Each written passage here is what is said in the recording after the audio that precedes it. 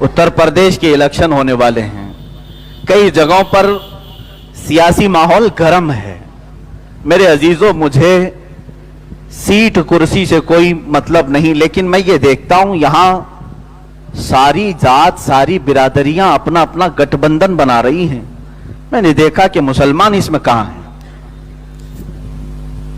तकरीबन ये वो स्टेट है जहां पर दूसरी बड़ी बिरादरी मुसलमानों की है, दूसरी बड़ी बिरादरी, और छोटी सी छोटी बिरादरियां जिनका ताल्लुक 3% है, 5% है, उनका अपना एक लीडर है और वो साजबाज कर रहा है बड़ी बड़ी पार्टियों के साथ कि इतने सीट हमें दे दो तो हम तुम्हारे साथ गठबंधन करेंगे।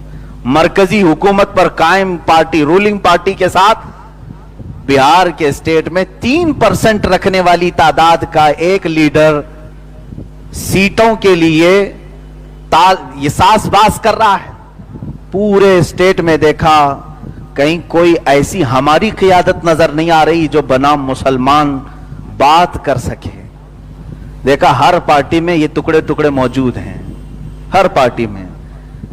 बीजेपी में भी यही झंडे लहरा रहे हैं, कांग्रेस में ये झंडे लहरा रहे हैं, वहां जितनी लोकल पार्टियां सब में मुसलमान मौजूद हैं। होता यही है मेरे अजीजों, मैंने कहा जो शेर मुत्तहिद होगे तो कहलाओगे मोमिन व गाजी, मुंतशिर होगे तो कस्तों में सफाया होगा। आज हर कोई तुम्हारा इस्तेहसाल कर रहा है। मेरी ये बातें इन्हें चुभेंगी, ये चाहते हैं डिवाइड एंड रोल। और अगर मैं मुसलमानों को मुत्तहिद करने की बात करूं तो कल का ये मीडिया मुझे ये पेश करेगा ये भड़काऊ भाषण देने वाला मौलाना है।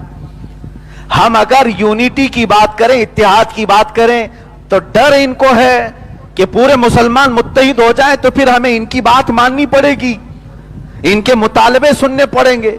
इसलिए इनको हर पार्टी में टुकड़े टुकड़े करके रखो।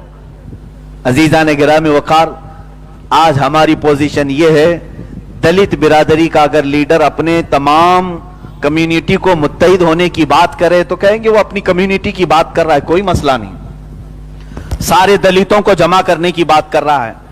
ब्राह्मण अपने स्टेज से कहे, ठाकुर अपने स्टेज से कहे कि सारे ठाकुर जमा हो जाओ एक ही झंडे के नीचे, तो लोग उससे कहेंगे वो अपनी कम्युनिटी को जमा कर रहा है। अफसोस यहां है, अगर मुसलमान ये कह दे कि सारे मुसलमान जमा हो जाओ तो कहेंगे भड़काऊ भाषण है। सबको जमा करके ये जिहाद का ऐलान करना चाह रहे हैं। हमारा जमा होना भी इनके लिए तकलीफदेह है। समझो मेरे अजीजों, इसीलिए इकबाल ने बहुत पहले ये कहा था, न संभलोगे तो मिट जाओगे हिंदी मुसलमान हो, तुम्हारी दास्तां तक न रहेगी दास्तानों में। उन्होंने कहा था, नहीं तेरा नशीमन कसरे सुल्तानी के गुंबद पर, तू शाहीन है बसेरा कर पहाड़ों की चट्टानों में। तुम आज छोटे से टुकड़े पर राजी होकर के चले जाते हो, छोटे छोटे टुकड़ों पर, छोटे छोटे हड्डियों पर राजी होकर के चले जाते हो। तुम्हारी ये हैसियत नहीं। इकबाल ने कहा, तू शाहीन है बसेरा कर पहाड़ों की चट्टानों में।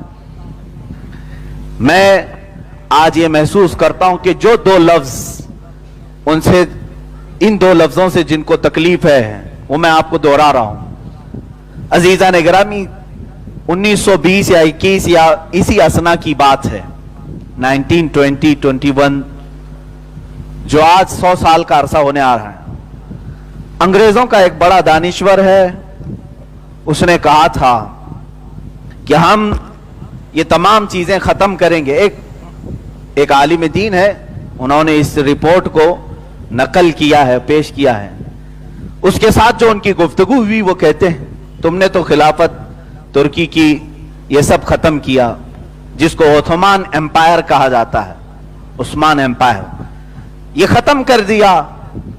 उन्होंने कहा नहीं, सिर्फ हमारा मकसद हुकूमत खत्म करना, बादशाह बदलना नहीं था, कोई दूसरा लीडर हम खड़ा करेंगे। जब वो तुर्की में मुस्तफा कमाल बादशाह को खड़ा कर रहे थे तो उनसे पूछा गया कि आपने तो बादशाहत को खत्म कर दिया, सुल्तान जो खिलाफत उस्मानिया का था उसे मार खत्म कर दिया, जिलावतन कर दिया, फिर दूसरे मुसलमान को ही बिठा रहे हो, क्या फायदा।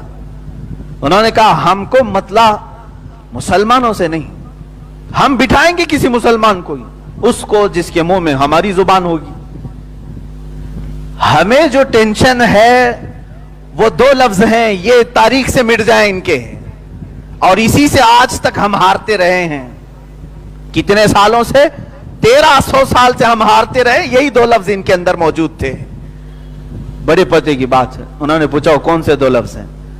کہا ایک خلافت ہے اور دوسرا جہاد ہے. یہ دو ورڈ کو ہم اتنا سپوائل کر دیں گے, اتنا بھیانک بنا دیں گے, آئندہ کبھی یہ دو ورڈ کوئی بولے گا تو اسے جیل بھیجنے جیسی حالت بنا دیں گے. آج یہی ہے, جہاد کا لفظ استعمال کرو تو یہ کہیں گے آتنکوادی ہے, خلافت کا لفظ استعمال کرو تو یہ کہیں گے یہ بھڑکاؤ ہے, خلافت قائم کرنا چاہ رہا ہے, شریعہ رول قائم کرنا چاہ رہا ہے, یہ پروپیگنڈا پھیلا دیں گے. یہ میرے عزیزوں پچھلے 100 سال سے چل رہا ہے. اور مسلمان کنٹریز جو ہیں, میں تو ہندوستان میں ہوں, یہ سب کا ملک ہے, سارے لوگ یہاں پر ہیں, میں ان مسلمانوں کے ملکوں کی بات کر رہا ہوں وہاں پر بھی خلافت کی بات کرنے پر مسلمانوں کو جیل میں بھیجا جاتا ہے.